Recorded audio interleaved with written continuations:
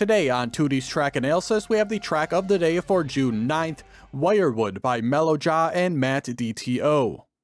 Wirewood is a full-speed grass track made primarily from that grass surface, but you can also find plenty of the road surface in the track.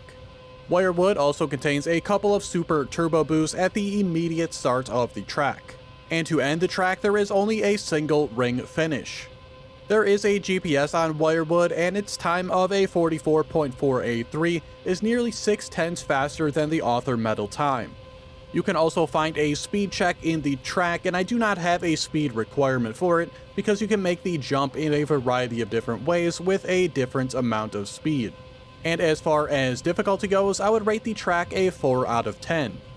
The medal times seem to be about the same difficulty as well, as my personal best of a 44.937 comes in about 1/10 ahead of the author medal time of 45.071. The gold medal time on the track was 48 seconds, the silver 55 seconds, and the bronze 1 minute and 8 seconds. Wirewood certainly wasn't a bad track, but I also found it to be fairly mundane, and on the plus-minus rating scale, I would give it a neutral rating. For today's route analysis and comparison, we are using the current world record Ghost driven by Hill. Their time of a 43.948 is just about 1 second ahead of my personal best. A lot of time today is going to come from speed sliding, so if you're not aware of what that is, be sure to go look up some other videos on how to perform those. I don't really go into great detail on that. Also, going down this initial ramp here, we'll be using a separate camera view as well to give you a better understanding of what the world record does. And we'll see here that world record will go over to the right a little bit and then turn back over towards the left a little bit.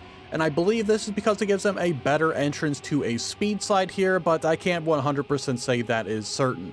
But they will get much further ahead here because I do clip this penalty grass here, so that in combination with the better speed slide is going to set me pretty far behind here initially. For the first grass turn here, we'll see the world record take it much further inside than I do. The wider line is going to cause a little bit extra sliding on my part, and that plus the extra speed the world record had coming in is going to cause me to fall a little bit further behind. During this initial uphill section, you want to be on an inside line, but after that, we'll see the world record be much more aggressive up the hill than I do. I take a much longer approach because the more aggressive you are, the higher likelihood you have of getting airtime. But that more aggressive led to a wider line here from the world record, and that allows them a much better approach throughout that turn to gather speed. Of course, we have this rolling hill here, so as you go over the top, you want to be turning down towards the right to avoid that airtime. But then as we get towards this bridge here, unfortunately, I was turning a little bit too much as we entered here. Going to get a little bit of oversliding going on, so you want to enter that bridge as straight as possible. Moving on to this next grass part, you want to do some more speed sliding, but here I really struggled. I really just could not find the line to get a good speed slide up this.